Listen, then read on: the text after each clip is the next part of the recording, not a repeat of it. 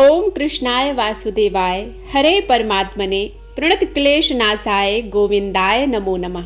जय श्री कृष्णा, राधे राधे। स्वागत है आप सभी का आपके अपने YouTube चैनल उपासना की उपासना में। आज के वीडियो में आप रसपान करेंगे पुरुषोत्तम मास महात्म के 9वें अध्याय की कथा का।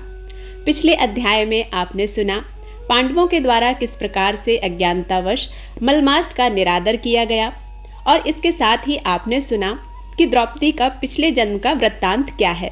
आगे की कथा में आप सुनेंगे श्री सूत जी महाराज नैमिषारण्य में उपस्थित 88,000 ऋषियों को किस प्रकार से नारायण और नारद के बीच के संवाद का वृत्तांत वर्णन कर रहे हैं। आइए अब कथा का प्रारंभ करते हैं। श्री सूत जी महाराज बोले, तदांतर विस्मय से युक्त नारद मुनि ने मेधावी ऋषि की कन्या का अद्भुत वृत्तांत नारायण से पूछा। नारद जी बोले, हे मुनि, उस तपोवन में मेधावी की कन्या ने बाद में क्या किया और किस मुनिश्रेष्ठ ने उसके साथ विवाह किया।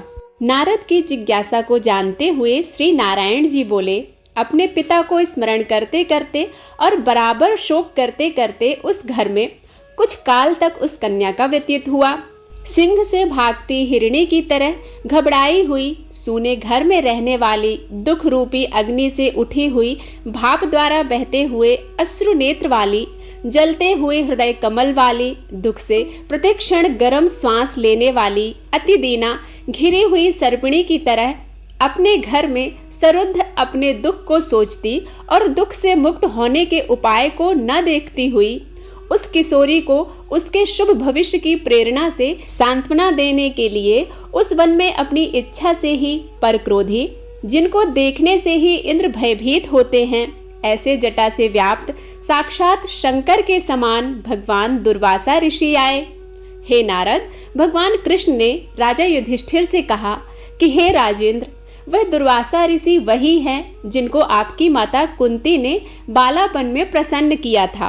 तब उन सुपूजित महर्षि ने देवताओं को आकर्षण करने वाली विद्या माता कुंती को दे दी थी। हे भूपाल, एक बार रुक्मणी के साथ जाते समय मैंने उन्हें रथ में बिठा लिया था। मार्ग में दोनों को प्यास ने सताया। रुक्मणी ने अपने सूखे अधरों और तालू को दिखाकर मुझे जल लाने को कहा। मैं जल लेने के लिए पैदल ही आगे बढ़ा और रुक्मणी के प्रेम के वशीभूत मैंने भोगवती नदी को उत्पन्न किया। तब वहीं भोगवती ऊपर से बहने लगी। अंततः उसी के जल से रुक्मणी की प्यास को मैंने बुझाया।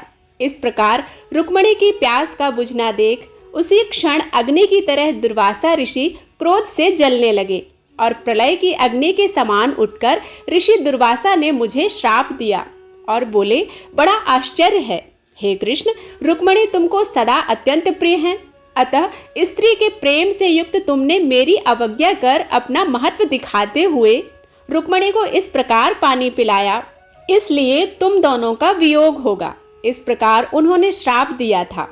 हे युधिष्ठिर, वही यह दुर्वासा मुनि है, साक्षात रुद्र के अंश से उत्पन्न, दूसरे काल रुद्र की तरह महर्षि अत्रि के उग्र तप रूप कल्प वृक्ष के दिव्य फल, पतिव्रताओं के सिर के रत्न, अनसुईया भगवती के गर्भ से उत्पन्न अत्यंत मेधायुक्त दुर्वासा नाम के ऋषि, अनेक तीर्थों के जल से भीगी हुई जटों से भूषित सिर वाले साक्षात तपोमूर्ति दुर्वासा ऋषि को आते देखकर उस ब्राह्मण कन्या ने शोक सागर से निकलकर धैर्य से मुनि के चरणों में प्रार्थना की।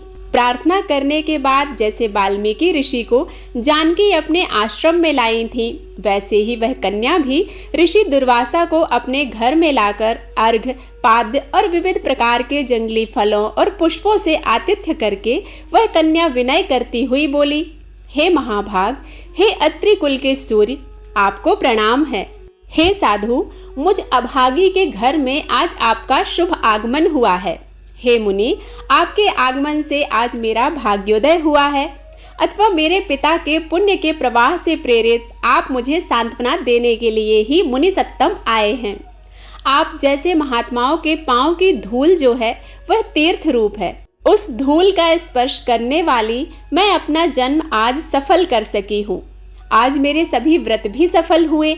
आप जैसे पुण्यात्मा के जो मुझे आज दर्शन हुए, इसलिए आज मेरा उत्पन्न होना और मेरे सभी पुण्य सफल हैं।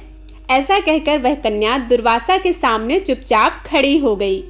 तब भगवान शंकर के अंश से उत्पन्न दुर्वासा मुनि मंद आतिथ्य से संतुष्ट और अत्यंत प्रसन्न होकर बोले, हे पुत्री, तू बड़ी अच्छी है। तूने अपने पिता के कुल को तार दिया है। हे मेधावी ऋषि के तप का फल, जो उन्हें तेरे जैसी कन्या उत्पन्न हुई। तेरी धर्म में तत्परता जानकर कैलाश से मैं यहाँ आया हूँ और तेरे घर आकर तेरे द्वारा मेरा पूजन हुआ। हे वरारोहे, मैं शीघ्र ही बद्रिकाश्रम में मुनीश्वर सनातन नारायण देव के दर्शन के लिए जाऊंगा, जो प्राणियों के हित के लिए अत्यंत उग्र तप कर रहे हैं। महर्षि दुर्वासा को संतुष्ट एवं प्रसन्न देखकर ब्राह्मण कन्या बोली, हे ऋषिराज, आपके दर्शन पाकर मेरा शोक समुद्र सूख गया है। अब इसके बाद मेरा भविष्य उज्जवल है, क्योंकि आपने मुझे सांत्वना दी है। हे मुनिश्रेष्ठ, मेरी बड़ी भारी ज्वाला युक्त दुख रूपी अग्नि को क्या आप नहीं जानते हैं? हे दया सिंधु, हे शंकरा, उस दुखनाग्नि को शांत कीजिए। मेरे विचार से हर्ष का कोई भी कारण मुझे दिखाई नहीं देता। न मेरी माता हैं, न पिता हैं, न ही भाई हैं जो मुझे धैर्य प्रदान करते हों। इसलिए दुख समुद्र से पीड़ित मैं कैसे जीवित रह सकती हूँ? जिस जिस दिशा को मैं देखती हूँ वह दिशा मुझे शून्य सी प्रतीत होती है। इसलिए हे तपोनिधि, मेरे दुख का निस्तार आप शीघ्र करें। मेरे साथ विवाह करने के लिए कोई भी तैयार नहीं होता। इस समय मेरा विवाह न हुआ तो मैं शूद्रा हो जाऊंगी। इसी भय से न मुझे निद्रा आती है और न ही भोजन में मेरी रुचि होती है। हे ब्राह्मण, अब तो मुझे मृत्यु के अतिरिक्त और कोई मार्ग नहीं समझ में आता। ऐसा कहकर आंसू बहाती हुई वह कन्या ऋषि दुर्वासा के सामने चुप हो गई।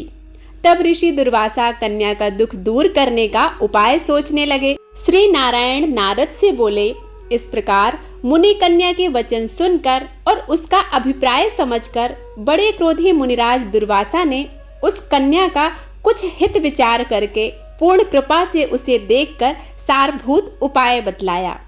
इसके आगे की कथा में आप सुनेंगे कि मुनि श्रेष्ठ दुर्वासा ऋषि ने उस कन्या को क्या उपाय बतलाया। तो यह कथा सुनने के लिए आप हमारे साथ जुड़े रहिए। वीडियो पसंद आता है तो प्लीज़ लाइक ज़रूर कीजिएगा। चैनल पर पहली बार आए हैं तो इसे सब्सक्राइब करना बिल्कुल मत भूलिएगा। बेल बटन प्रेस कीजिए ताकि नई वीडियोस आप तक रोज पहुंच सकें। पुरुषों में उत्तम पुरुषोत्तम भगवान की कृपा सदा सर्वदा आप सभी पर बनी रहे। इसी कामना और विश्वास के साथ आप सभी से विदा लेती हूँ। मिलती हूँ एक नई कथा के साथ। तब तक के लिए जय श्री कृष्णा। राधे राधे।